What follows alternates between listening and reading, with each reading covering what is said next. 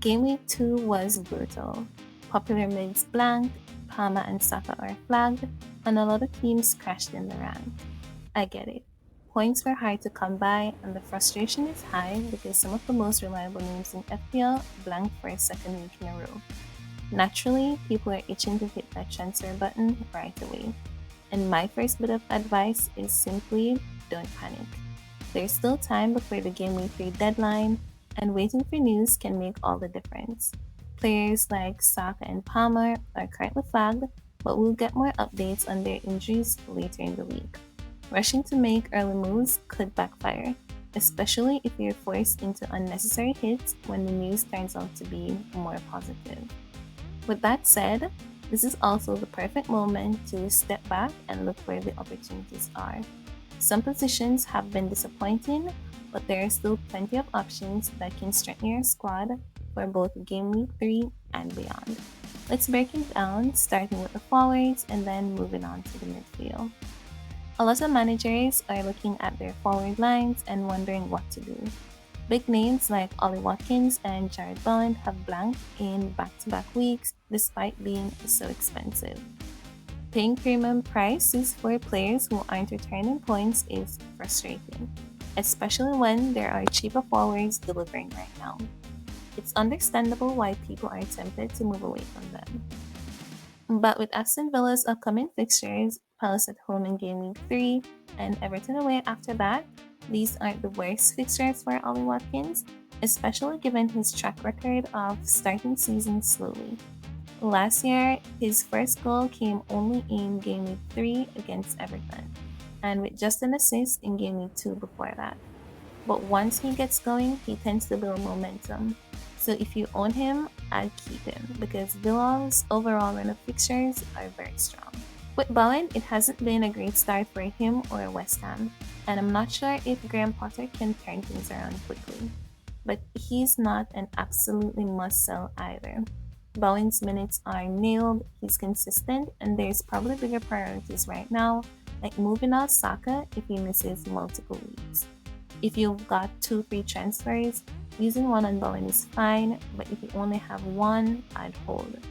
The fixtures coming up for West Ham is Forest away, then Spurs, and Palace at home, and those aren't bad fixtures at all. So yes, selling is logical, but keeping him is just as reasonable. Now let's talk a bit more about your transfer options. So if you're sure you want to get rid of Watkins and Bowen or both, one of the first names to highlight is Joao Pedro from Chelsea. He's proven to be a fantastic option, not only because of his underlying involvement in the attack, but also due to fixtures. Chelsea face Fulham at home in Game Week 3, followed by Brentford in Game Week 4. These are 2 very favorable matches, especially with Chelsea starting to look more dangerous going forward. Joao Pedro offers a route into those attacking returns at a much cheaper price than someone like Ollie Watkins, and he frees up the cash for strengthening your squad elsewhere. He's already shown that he's going to be heavily involved in Chelsea's attacking play, and looking at him, he feels like he's gonna explode easily in the next coming weeks. Another strong option is Hugo Ekitike at Liverpool. He came flying out the gates in Game Week 1 with a double-digit return and followed it up with another strong performance in Game Week 2. What's exciting about Ekitike is that he's not just a short-term punt. Liverpool's attack looked lively, and even though they play Arsenal this weekend, the fixtures after that really opened up with Burnley and then Everton. If you're looking for a forward who combines both form and great fixtures, Ekitike has to be right near the top of the list. At his price, he offers exceptional value, and many managers are already moving on him to replace expensive assets who just aren't delivering right now. As for Richarlison, we know what Thomas Frank said last week, that right now he is his starting number 9, but that can change. His minutes per start so far is 87, which looks decent, but at some point he's gonna get benched for Solanke. If Richarlison can keep his form up for the next 4 to 6 weeks, then maybe he does hold on that place long term, but I'm not convinced he's been good enough to make that happen. Solanke is a quality striker, and I'm pretty confident he'll eventually be first choice. Chris Wood, meanwhile, works more as a short-term schedule play. Forest have West Ham at home in Game Week 3, which is a fixture you'd happily target. But then they have Arsenal away in Game Week 4, where he's perfectly benchable before another ease-up run follows. His minutes look pretty secure, he's got penalties in his locker, and he offers that reliable focal point up front. The only thing to watch is whether Forest can bring in another forward before the window closes, which could impact his game time. But if you're managing week to week and don't mind benching him in the top spot, Wood is a solid short-term option. So if you're frustrated with the likes of Bowen or Watkins, the smarter play might be to use cash elsewhere. Joao Pedro and Ekitike are leading the way as the best forward options who can transform your team without sacrificing attacking threat. Now, the midfield is where a lot of managers are looking to make transfers. That's because Game Week 2 was terrible for midfielders. With Saka and Palmer both flagged, it's natural that people are scrambling. But before rushing to hit that transfer button, remember what I said earlier. Wait for the news. If Saka's injuries turn out to be minor, they probably aren't, he remains one of the best long-term midfield options in the game. Arsenal may face Liverpool in Game Week 3, but then they've got Nottingham Forest in Game Week 4, and that's exactly the type of fixture where Saka could punish sellers. The same goes for Cole Palmer. If he's fit, Chelsea's run-up fixtures are very appealing, and moving out of him too quickly can backfire. If you're considering moving away from Saka and Palmer, one of the first options to consider in the midfield is Declan Rice. At just 6.5 million, he's showing why he might be the hidden gem of this Arsenal side. He's taken on set-piece duties, and he's picked up 2 assists in the first 2 game weeks. When you factor in that Arsenal have a good fixture run after Liverpool, with Forest and then some winnable matches, Rice could be a very steady pick who ticks along with points while freeing up some budget funds. Semenya has been one of these surprise packages of the opening 2 game weeks. He scored twice against Liverpool in Game Week 1 and then followed it up with an assist in Game Week 2. At 7.2 million, he's proven to be a fantastic value in that budget midfielder slot. Bournemouth's fixtures aren't bad either, and he's showing that he can return even in tough games. With many managers looking for cheaper enablers, Semenya is climbing fast in ownership and could be a smart pickup if you want flexibility in your squad. Spurs attackers are in the spotlight this week. I've already touched on Richarlison, but we should take a look at Brennan Johnson and Kudus, who is now 6.6 million. Between the two, the one I'd actually consider is Kudus. Spurs has been searching for a winger, and if they bring in one before the window shuts, that puts real pressure on Johnson's minutes. When Johnson does start, he's a good FPL pick, always popping up at the back post, always in the right place for those easy goals. His XG per 90 is 0.51, which is strong, but the issue isn't his output, it's his game time. He's averaging 83 minutes when he starts, but how many starts will he actually get? That's the worry. If you're keen on him, then I'd say wait until Saturday morning to see if Spurs make a signing, though the window closes on Monday night, so there might be some risk there. For me, Kudus just feels like the safer bet.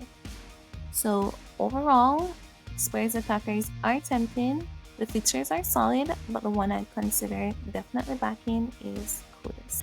Another name you could look at in the midfield is Jack Grealish. He finally made his first Everton start over the weekend. He played the full match and managed 2 assists, which is a great return if you already had him. But would I be rushing to buy him now? Honestly, no. Not because he's a poor pick, but because there are better options around the same price. He's 7 million, whereas Kudus is at 6.6 million, and Sarr is at 6.5, and both look more appealing. The fixtures tell the story as well. Kudus has a brilliant run with Spurs, and Sarr at Palace also has good games coming up. Grealish, meanwhile, faces Wolves away, Villa at home, and then Liverpool away. West Ham and Palace at home follows, which are fine, but then it's Man City away in Game Week 7. So while 4 out of the 6 fixtures are workable, those 2 top ones really lower his appeal compared to the alternatives. The other factor is his style of play. At Villa, Grealish was heavily involved, but he's never been a big goal scorer. And in FPL, goals swing matches far more than assists. He'll get the odd return, but Kudus and Sarr just feel like they offer more explosive potential.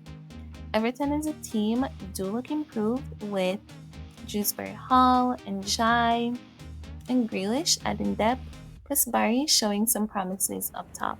But from a fantasy perspective, I'd tread carefully. Grealish hasn't been a dependable FPL option for quite some time, and with trickier fixtures on the horizon, I'd rather lean towards players who promise more consistency and upside.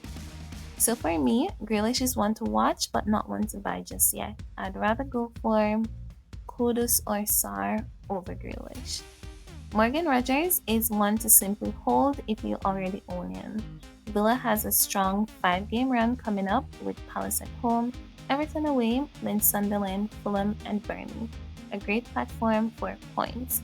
The only slight downfall is his role, as he's been used a bit wider with Tielemans playing centrally, which isn't ideal if you're chasing pure goal threat. That said, he's still capable of picking up returns, and with those fixtures, I wouldn't be in a rush to move him on. If you're buying new though, I'd lean slightly towards Sarr for a value or Kudus for the higher ceiling. Matheus Cunha looks like a great short-term punt this week at 8.1 million. Man U faces Burnley at home in Game Week 3, which stands out as one of the best fixtures compared to Haaland away at Brighton and Salah at home to Arsenal. Cunha has been central to Man U's attack, whether it's starting as a number 9 or drifting inside to link play. He offers a real captaincy differential if you are willing to take the gamble. Just keep in mind that after Burnley, the fixtures turn tough with City and Chelsea up next. So he's really more of a one-week roll the dice than a long-term hold. And then there's Elliot Anderson at Nottingham Forest.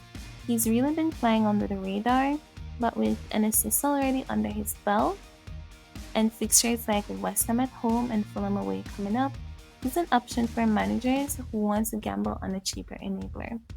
Anderson not only helps to balance your squad, but also has the potential for attacking returns, making him more than just a bench filler. Lastly, I want to emphasize again, don't panic sell your premium midfielders just because of one bad game week. Players like Saka and Palmer, and even some other big names in the midfield, will still deliver over the course of the season. What you need to do is balance patience with opportunity. And if you're moving anyone out, make sure it's for someone who genuinely strengthens your squad, both in the short and medium term. So to wrap things up, don't panic, wait for news, and make transfers that set your team up for more than just 1 week. In the forward line, Joao Pedro and Kike Ekitike stands out as the best replacements for expensive players who are underperforming if you are ready to get rid of them. In the midfield, it's all about managing those banked assets like Saka and Palmer, while considering budget-friendly picks like Declan Rice, Elliot Anderson, Kudus, if you need reinforcements. I finished Game Week 2 with 56 points, and I'm currently ranked just outside of 4 million. So like many of you, I'm hungry to push on. Hopefully, these transfer tips give you a clearer path going into the weekend. If you enjoyed this video, please be sure to give it a like and subscribe for more. And good luck for Game Week 3, and I'll catch you in my next one.